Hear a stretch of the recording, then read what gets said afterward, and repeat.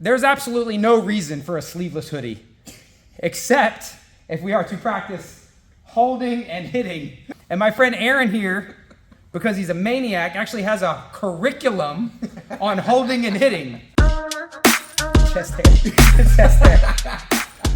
You got a whole handful of nipple hair, bro. Yeah, so there is actually an art form to fighting with shirts. Now, shirts are very common. There are a lot of them. Grabbing onto shirts is relatively common out of the gate. But anytime you get into it, oftentimes, most people, at least in my experience, when they talk about shirts for self-defense fighting, it always ends up being weird jiu-jitsu shirt choke stuff, which is fine. It's fine. But 9 times out of 10, by the time I get to a position where I control you enough to actually put you in a shirt choke, there's a solid chance there's a bunch of other stuff I can get done with. So dealing with shirt grabs right out of the gate, first thing I need to understand or I want to start looking at is, do I want to actually get away, or can I utilize you holding onto my shirt? Like you might not want to? Might not want to, or might not be able to, right?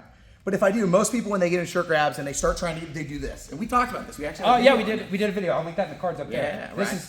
This is half-assed. Yeah. Right? Well, if you pull away, you just pull, like, it doesn't solve the problem. No, it doesn't solve the problem. If I do want to get away, I want to get away, right? Turn my body, go to clear. But if you go to grab on, initially I'm in here, and now you're already striking. I don't really want to turn my back, open myself up. So I want to start utilizing what's going on here. First thing I can look at is striking around the post that you're giving me, right? Mm-hmm. So obviously you're posted on my left shoulder right now. That might make it a little difficult for me if you're posting really hard on the left, but it doesn't really stop me from being able to come to the inside on the right. True that. So we start talking about path of least resistance. If you're posted on my right side, I should be able to open up, or on my left side, I should be able to open to my right. If you're posted on the other side, I should be able to open up to my left. Okay.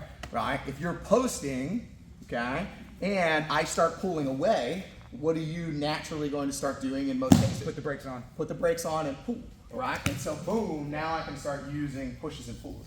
So we have path of least resistance. I run around your posts, right or left. And now I have the idea of pushes and pulls for when is their actual timing to go to make my striking. Oh my God, a bunch of fucking shit that makes sense and is technical and important. Boring. Show us a trick. Hey, this video is sponsored by Rev Gear. These are the limited edition S5s. They're black and red. It was a bit of a throwback. Oh, damn it. You've been using these. A lot. They say Europeans prefer a narrow hand cage. May I put my hands in here?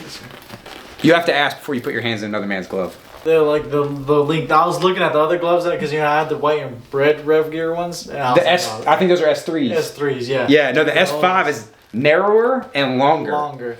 Dude, this is the best sparring glove. They call it the all-rounder, like it's good for everything, and it is, but it is the best sparring glove. Go get this jammy at 16 ounces. There's a link in the description below.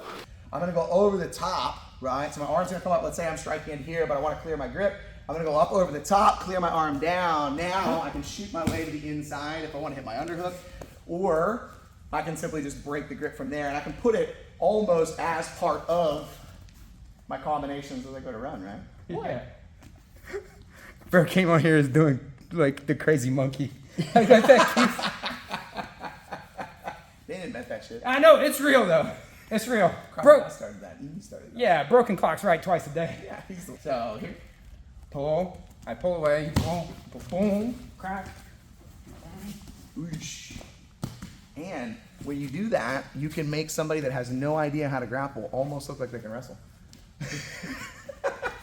Wait, what? Another option that I can do, especially if, let's say, you're kind of posted and framed around this side, right? So you're kind of cross posting, give me this frame here, right? Yeah. So I'm not going to come all the way across this way. The so leverage isn't right. Yeah. So I still have my strikes, everything along that way. But now this is where I'll start utilizing my own grip. So if we kind of reverse here, if I'm pushing through that post and I can't collapse that post and we're going to strike, one thing I can do is I can reach to the back, right? Get my own grip on the material. And now I'm going to start to pull my way around the backside here. And so now we start blending the defense and the offense utilization of grips against grips. You pulled yourself to me instead of trying to... Instead of pulling you, Yeah. I'm pulling myself to you to connect the hips, right? Yeah. And if you do maintain that grip on the shirt, it's an awkward position for you. I still have my strikes if I want. And they probably will. In an amped up state, people are like, dog on a bone. Yep. And they got this. It's hard to let go of this. And they hold, and now, boom, boom, until they decide to let go. Now maybe I'm on their back. I can wrestle if I have any type of wrestling skills, or I can just strike if I want to strike and get away. Okay, so those are two fun options, fancy options. Cool, great. That's defense. Show us how to fuck somebody up with this stuff. One of the things I like to think about when I think about shirts. Now, this wonderful, wonderful sleeveless hoodie in which we have Courtesy of Rev Gear. lends us a lot of fun options. Which, hey, so the sleeveless hoodies are a no-go, but these are pretty cool, particularly for practicing this stuff. These are probably my favorite glove. I'll link them down in the description below. They're that halfway point between a big hybrid MMA glove and then a real MMA glove. Just like we just showed, me grabbing onto you gives me an anchor to push and pull, Right. but it doesn't necessarily give me that much of an advantage. Right. Right. It could be You're if I attached to want. me, I'm attached to you. 100%. Right? And you're down a hand. Possibly. Yeah. Right? But if I get a hold of the hood, right, and now I take the hood and drive it into your chin, and now I'm punching through the chin. I always tell people, like, anytime, and even with t-shirts on, right, anytime I have the collar or anything like this, I usually will think along the lines of, like, I'm constantly trying to wrap it or pull and push around where the head's at, right? Because if you think about it, if I have my grip here and I start to post, what are you going to start thinking about doing to try to, like, counter this, right? Yeah. So now I can use this to go to pull you back in, right? As you try to, like, suck your head down because you're eating punches, I can use it to pull you right back up. As you try to go back down in some form, I can pull it back over your head and go manipulate that way. So it's just... But it's almost like it's martial arts. Almost. And you teach this. Aaron and I give each other a lot of shit. I recently did I guess I would call it a snippet of this course at Hard Ready. You did about a 2-hour section on it. And I really felt like I was like learning like a martial art. Like you had it codified. There was a lot of stuff that I knew about, like like I love this from hockey. Jackhammer punch. Yeah, I love that. And I'm sure you've worked out a lot of that in sparring and stuff. But you showed a move that the overhand punch. Ah, yes, in the armpit. Yeah, the overhand punch was pretty cool. That's probably my favorite part of it. Yeah. Can you show that? Absolutely. So I utilize this 9 times out of 10. Like if I have somebody that has a really strong grip and a strong post. So the difficulty with this is you're keeping me from getting to you, and the grip is keeping me from getting away from you. So I'm kind of stuck in limbo here. So I have to be able to break that down. So usually what I'll tell people is, depending on limb length, all that type of stuff, I'm either trying to go around the back, break the grip, or come to the inside. If I can't get those done, especially on somebody really long, right? So you got somebody that's, imagine either of us were tall, trying to keep the other person around. What I'll tell people, that's what I'm saying, right? We ain't got a tall person between us. Yeah, no. But I can usually get at least to the armpit, right? And so if I have a grip, Not on this. armpit, I don't got nothing. Dude, stop cheating and grabbing my t-shirt. it'll still work on this, right? So I get inside of the armpit. Now, here's the kicker with this, right? So what I'm looking to do is just break down the structure. So if I can get you to turn your shoulder over, I might have a chance to break the structure down and then move away from the post. Because the post is strongest, right? When it's locked out here in a straight line. Yeah. So if I can't get past Architecture. that, something like that.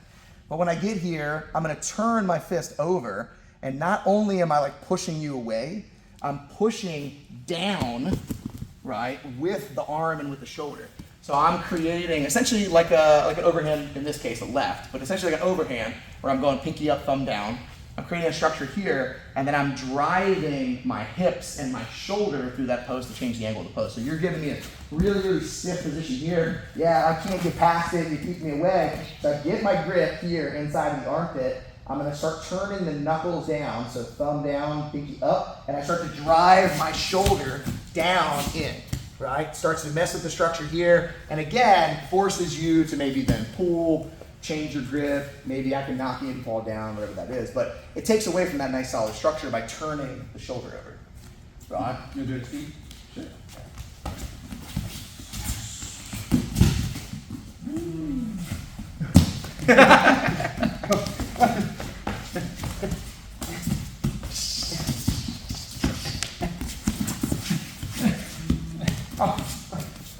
Shirt choke. There's more crank, actually.